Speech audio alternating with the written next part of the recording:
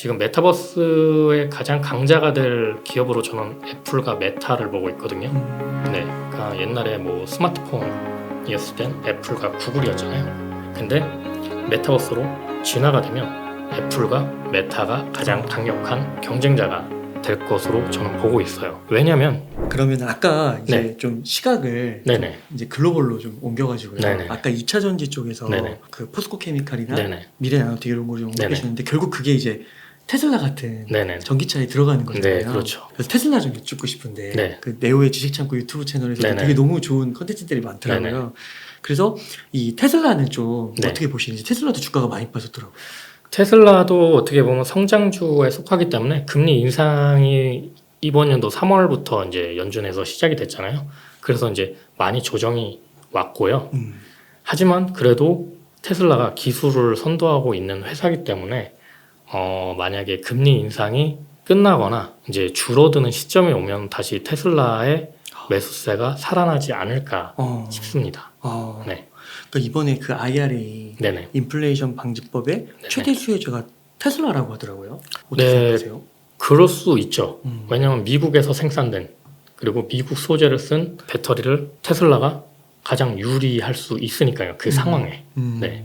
그렇게 보시는 거고. 그래가지고 뭐 어떤 분들은 30%는 금방 오를 수 있을 거라고. 그거는 장담할 수는 없겠는데요. 네.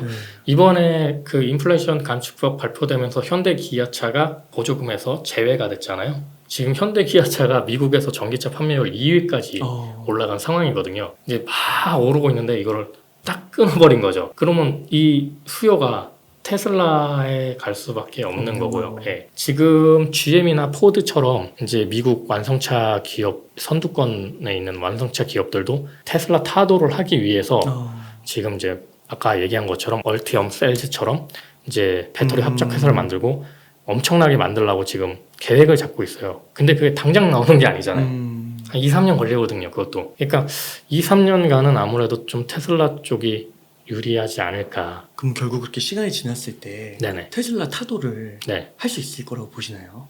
테슬라가 기술적으로 계속 앞서간다면은 이제 타도라는 개념보다는 그냥 넓은 시장에서 그래 우리끼리 나눠 먹자 이런 식이 되지 않을까 싶어요. 네, 그러니까 완성차 업체들도 지금 굉장히 많은 고민을 하고 있을 거예요. 특히 현대기아차 같은 경우에는 이제 보스턴 다이나믹스 인수를 하면서 이제 자동차 회사로 보면 안 되거든요. 로보틱스 쪽으로 변환이 되고 있고, 그다음에 뭐 UAM, 뭐 드론, 뭐 이런 쪽으로 변환이 되고 있기 때문에 자동차 쪽으로만 생각을 한다면 사실 도태될 수밖에 없고요. 그렇게 따지면 테슬라를 이기기가 굉장히 어렵게 되겠죠. 왜냐하면 테슬라는 우주항공, 에너지, 그 다음에 로봇, 로봇도 네, 여러 가지 계속 진출을 하고 있잖아요. 더군다나 뭐 뉴럴링크 막 4가지 막 지금 스캔하려고 하고 있기 때문에 그런 기업을 과연 완성차 업체들이 따라갈 수 있을까 싶은 거죠. 근데 만약에 규모의 경제로 전기차만 공략을 한다. 그러면은 아무래도 완성차 업체들이 그 품질은 굉장히 좋잖아요. 테슬라가 품질 문제가 굉장히 많거든요. 왁구가 안 맞는다, 뭐 단차가 너무 크다, 막 이런 게 있는데 그런 문제가 아무래도 완성차 업체들은 해결할 수 있기 때문에 뭐 좋은 차를 만들면 아무래도 테슬라만큼 판매가 이루어질 수도 있고요. 뭐 애플 같은 경우에는 자체 생산이 좀 어려울 거예요. 그러다 보면 이제 완성차 업체랑 조인을 한다거나 뭐 그런 변수도 있을 수 있는 거고요. 네. 그러니까 이게 전기차라고 해서 네네. 옛날에는 그냥 진짜 하드웨어의 차 네네. 그걸 많이 생각했는데 지금 소프트웨어까지 네네네. 보면 사실 그 테슬라의 그 소프트웨어까지 네. 물론 단차 뭐 그런 것들이 네네. 있을 수 있지만 그건 되게 작은 이슈 같고 네네. 결국은 그 소프트웨어가 아닐까. 네. 근데 맞아요. 예, 네. 근데 과연 그거를 전통 완성차 업체들이 네. 할 수 있을까? 따라잡기가 힘들죠. 네. 아무래도. 네. 그래서 그냥 전기차만 놓고 봤을 때는 뭐 판매율 넘어설 수도 있어요. 왜냐면 어차피 완성차 비중이 줄어들면서 전기차 판매율이 많아지잖아요.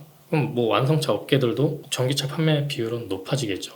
근데 거기에 뭐 자율주행기 기능이라든지 여러 가지 것들이 이제 섞이게 된다면 아무래도 테슬라를 따라가기에는 좀 어렵지 않을까.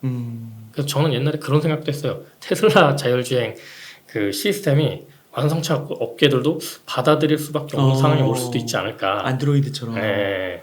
그러니까 그래서 애플도 그 똑같이 만들고 자기네 시스템 만들고 테슬라도 자기네 시스템 만들고 둘 중에 하나 선택하는 이런 이런 상황이 올 수도 있지 않을까 그런 생각도 했었어요. 와, 그러게요. 되게 재밌는 상상 같습니다. 네네. 그래서 결국에 테슬라가 그렇게 좀 독보적이라고 하면 소프트웨어 측면에서 네네. 결국 그거를 좀 잡을 수 있는 건 애플 외에는 네. 거의 없지 애플 않을까? 외에는 거의 없을 거예요. 네. 그러면은 어떤 분들은 좀 조심스럽게 그렇게도 전망하시더라고요. 그 지금 테슬라랑 애플이랑 시총 차이가 네. 3배까지는 안 나는데 네네. 한 두세 배 사이잖아요. 역전할 거라고 테슬라가. 역전이요. 네. 테슬라가 역전하기에는 힘들지 않을까요? 그렇게 네. 보세요. 그러니까 이게 역전을 하신다는 분들도 있고 네네. 안 하시는 분들도 있고 좀 그렇게 갈리더라고요. 저도 오랫동안 테슬라 봐왔고 테슬라에 관련된 영상도 굉장히 많이 만들었는데요. 애플을 쉽게 못 넘는 이유는 애플은 이미 돈이 어마어마하게 있어요. 그래서 얘네들이 테슬라가 뭐 개발한다라고 했을 때 애플은 그 돈으로 빨리 M&A를 진행할 수 있는 상황이 되거든요. 네. 그렇다 보니까 애플이 그래도 아직은 미국 기업 1위고 쉽게 변하지 않지 그거 이번에 않을까. 주가도 별로 안 떨어졌어요. 네네네. 그러니까요. 네. 그러니까 이게 어떻게 될까? 테슬라랑 애플카랑 두 개가 있는데 네네. 만약에 둘 중에 하나를 살 수 있다고 하면 네. 무엇을 살까? 전 개인적으로 애플카를 애플카. 사지 않을까 싶네요. 그러시군요. 네. 그 테슬라가 로봇 그 산업군으로도 분류가 되는 시각들이 많더라고요. 네. 테슬라가 지금 원하는 거는 사람의 근접성이에요. 그 지금 테슬라가 목표점으로 잡고 있는 게 어떻게 보면 애플하고 구글이거든요. 플랫폼 회사들. 테슬라도 이제 플랫폼 회사로 가려고 지금 하고 있다고 저는 생각을 하고 네. 있어요. 그러니까 일개 그냥 전기차 만드는 게 아니고 그냥 로봇 만드는 회사가 아니고 플랫폼 그렇죠. 회사가 달라고 지금 준비를 하고 있는 거거든요. 그 로봇에 소프트웨어를 심는 거죠. 네, 그렇죠. 뭐 어렵지 않잖아요. 자율주행 전기차에 맞아요. 있던 거 그대로 옮기면 되거든요. 맞아요. 그 이제 이거는 이족 보행이니까 그것만 변환을 해주면 된단 말이에요. 그러니까 테슬라는 이제 그게 자기네들이 잘할 수 있다라고 얘기를 하고 있는데 테슬라가 애플을 넘어서기는 쉽지 않을 거지만 네. 시총적인 측면에서 네네. 전기차 쪽으로 좀 국한을 시키면 네네. 그쪽에서는 전 세계 탑이 좀 될 수 있을까요? 테슬라요. 네, 애플카를 넘어서서 그럴 가능성은 있죠. 전기차 부분에서는 네. 왜냐면 먼저 뛰어들었으니까. 뛰어들었으니까. 그거 다 만들잖아요. 뭐 배터리도 한다고 네. 하고 칩도 만든다고 하고 그 공급사슬을 A부터 Z까지 네. 정말 애플이 하듯이 네. 그러면은 뭔가 이렇게 중간중간 이렇게 다른 데랑 협업하는 것보다 훨씬 빠르고 네. 뭔가 통일성 있는 제품이 나올 수도 있지 않을까 그런 생각도 하게 돼요. 네네. 테슬라도 네. 사모아가는 개점 괜찮다고 보시나요? 네, 뭐 떨어질 때마다 사 모아 가면은 테슬라도 어쨌든 가치가 있는 회사이기 때문에 뭐 지금 측면으로 봤을 땐 과한 가치를 받고 있다라고 생각할 수도 있겠지만은 미래의 성장성을 봤을 때는 이제 여러 가지의 산업군들이 있기 때문에 뭐 로봇 만약에 발표가 돼서 야 이게 앞으로 잘 만든 것 같은데 좀 많이 팔릴 것 같은데 그러면 이제 또 하나의 섹터가 생겨버리는 거잖아요. 테슬라 안에. 그러면 이제 가치가 또 다르게 평가가 이루어져야 되는 거죠. 네. 네. 그러면은 애플하고 네. 테슬라하고 이렇게 있으면 어디다 투자를 하시겠어요? 아니면 반반 투자하시겠어요? 일단은 한 반반 정도 투자하게 될 것 같아요. 그냥 반반으로. 네네. 네, 좋습니다. 그 다음에 또 네. 하나 여쭤보고 싶은 게 그 주식도 많이 빠졌지만 네네. 비트코인도 많이 빠졌잖아요. 네네. 이더리움도 많이 네네. 빠지고 근데 이게 또 연결된 산업이 네네. 메타버스 네네. 쪽이랑 이렇게 많이 연관이 네네네. 되잖아요. 그래서 메타버스 산업을 좀 여쭈고 싶은데 네. 많은 분들이 메타버스를 또 미래의 템베거 네네. 영역으로 이제 네네. 말씀하시더라고요. 네. 네오님은 좀 어떻게 생각하세요? 저도 메타버스에 대해서 굉장히 중요하게 생각을 하고 있는데요. 근데 제가 주변에 이제 지인들과 얘기를 해보면 아니 왜 10년 뒤에나 나올 얘기를 지금 벌써 하냐 뭐 이런 반응이 많아요. 그러니까 메타버스에 대해서 인지를 하고 그거에 대해서 뭐 읽어보거나 공부를 하지 않는 이상은 사실 메타버스에 대한 개념이 상당히 괴리감이 느껴지고 있는 거죠. 지금 상황에서는 일반인들한테는. 근데 이게 굉장히 빠르게 다가오고 있다라는 거예요. 그래서 이제 미국 같은 경우로 봤을 때 지금 메타버스의 가장 강자가 될 기업으로 저는 애플과 메타를 보고 있거든요. 네. 그러니까 옛날에 뭐 스마트폰이었을 땐 애플과 구글이었잖아요.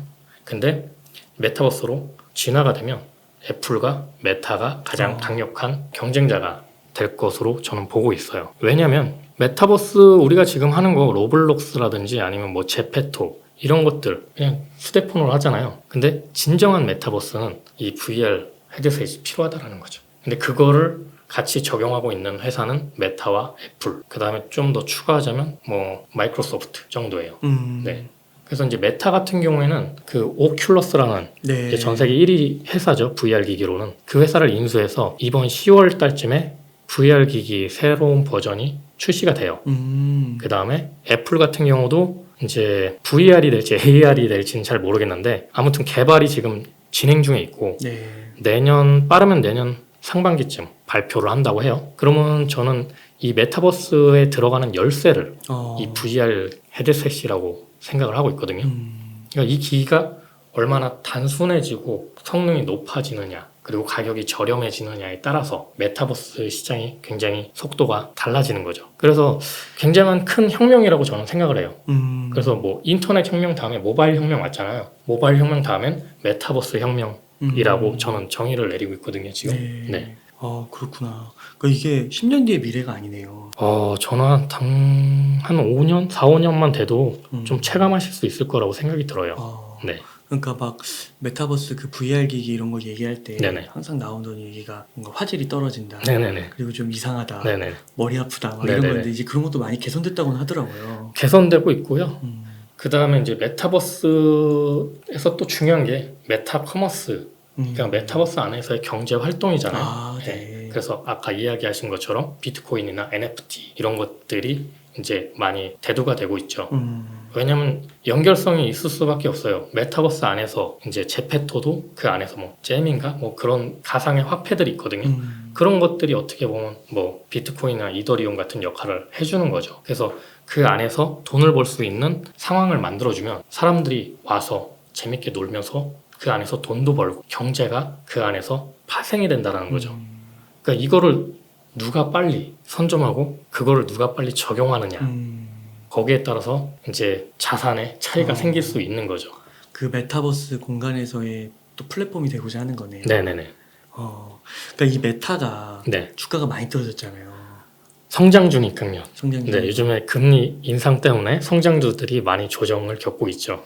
그리고 또 한 가지 큰 이슈가 됐던 게 그 이제 아무래도 얘네는 그 종속 네네. 플랫폼이었잖아요. 네네네. 그 안드로이드 네네네. 체제나 뭐 애플 네네네. 체제에서. 그렇죠. 그러니까 이번 이제 메타버스 속에서는 네네. 그 자기가 원티어가 되고 네, 싶은 맞아요. 거죠. 네. 거기서 강력하게 자리를 차지하고 싶어서 어마어마한 돈을 쏟아붓고 있는데 아직은. 이제 재무상으로는 그게 이제 투자금만 들어가고 이윤이 안 나오니까 야. 지금 상황은 어쩔 수 없는 거죠. 테슬라도 옛날에 그랬잖아요.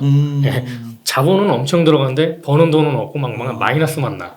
이러니까 테슬라 주가가 몇 년 동안 계속 바닥 치다가 어느 정도 판매량이 늘어나고 막 중국에 공장 세우고 막 이러다 보니까 순식간에 네, 그냥. 쑥 올라갔죠. 메타가 그렇게 과연 될 수 있을 것인가. 저는 좀 가능하다고 보고 있습니다. 네. 마크 주커버그를 믿으시는 건가요? 아니요, 메타버스 시장을 믿는 거죠. 메타버스 시장을. 네. 근데 그 메타버스 시장을 아주 강력하게 개발하려고 하는 의지를 메타가 가지고 있고, 그 다음에 또 애플 같은 경우도 그런 의지를 지금 드러내고 있기 때문에 애플은 아까 얘기했잖아요. 돈을 가장 많이 가지고 있는 회사라서 메타버스 인수합병 관련된 회사 인수합병을 엄청 지금 하고 있습니다. 그러니까 실제로 MS 같은 경우도 블리자드를 네네. 거의 80조인가요? 네네네. 그렇게 주고 인수했잖아요. 네. 게임 회사. 네. 엑스박스라는 네. 플랫폼도 있고. 이게 진짜 애플과 메타와 MS가 네네. 어떤 경쟁을 할 것인가. 네.